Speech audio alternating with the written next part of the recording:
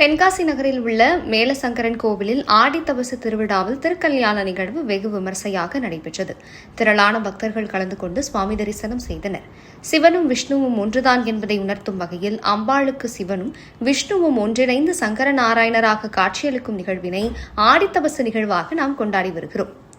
அந்த வகையில் தென்காசி நகரின் மையப்பகுதியில் அமைந்துள்ள மேலசங்கரன் கோவில் சங்கர நாராயணர் சமேத கோமதியம்பாள் ஆலயத்தில் கடந்த 18ஆம் தேதி ஆடித்தபசு விழா கொடியேற்றத்துடன் தொடங்கியது.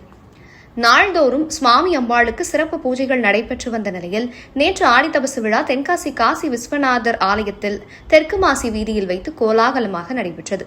அம்பாளுக்கு சிவனும் விஷ்ணுவும் ஒன்றிணைந்து சங்கர நாராயணராக காட்சியளிக்கும் நிகழ்வானது நடைபெற்றது. இந்த நிகழ்வின் போது சங்கர நயினார் மற்றும் அம்பாளுக்கு மாலை மாற்றும் வைபவம், பரிவட்டம் கட்டுதல் போன்ற சிறப்பு பூஜைகள் செய்யப்பட்டது. இவ்விழாவில் ஏராளமான பக்தர்கள் பங்கேற்று பக்தி பரவசத்துடன் சுவாமியை தரிசனம் செய்தனர். தொடர்ந்து ரத வீதிகளில் அம்பாள் மற்றும் சங்கர நயினார் சுவாமி வீதி உலா நடைபெற்றது. இதில் ஆயிரக்கணக்கான பக்தர்கள் பங்கேற்று சுவாமி தரிசனம் செய்தனர். மேலும் ஆடித்தபசு திருவிழாவின் முக்கிய விழாவாக கருதப்படும் திருக்கல்யாண நிகழ்வு கோவில் வளாகத்தில் இன்று வெகு விமர்சையாக நடைபெற்றது. இதில் மாலை மாற்றி திருக்கல்யாணம் சிவனுக்கும் கோமதி அம்பாளுக்கும் நடைபெற்றது. அதனை காண்பதற்காகவே திரளான பெண்கள் கோவில் வளாகத்தில் திரண்டிருந்தனர்.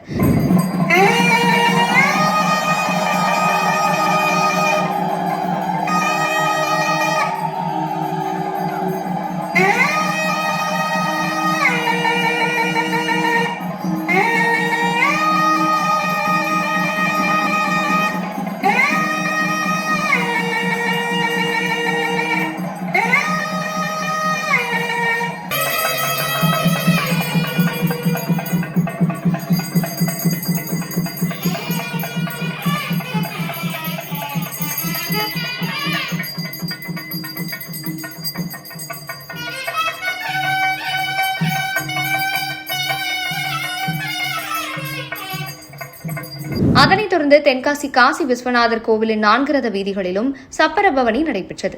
இதில் திரளான பக்தர்கள் கலந்து கொண்டு வழிநெடுகிலும் நின்று மாலைகள் வழங்கியும் தேங்காய் பழங்கள் படைத்தும் மனமுருகி வழிபட்டனர்.